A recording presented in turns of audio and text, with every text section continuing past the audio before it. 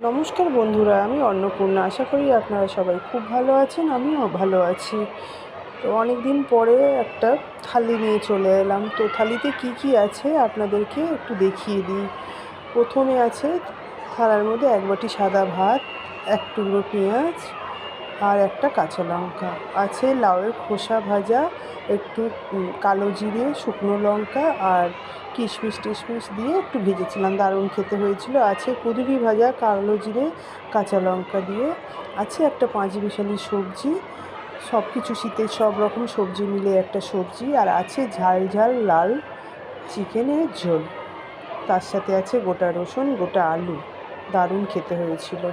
আর আছে হচ্ছে এক বাটি টক দই। টক দইটা মানে কি বলবো, সবারই খুব উপকারে লাগে টক দই। তো তার জন্য এক বাটি টক দই, আর আছে 2 পিস সন্দেশ, আর তার সাথে হচ্ছে কমপ্লিট এক গ্লাস জল। এই হচ্ছে থালি। তো কেমন হয়েছে অবশ্যই লাইক, কমেন্ট অ্যান্ড সাবস্ক্রাইব করতে ভুলবেন না। পাশে থাকবেন, আপনাদের পাশে থাকায় আমার আগ্রহ বাড়বে।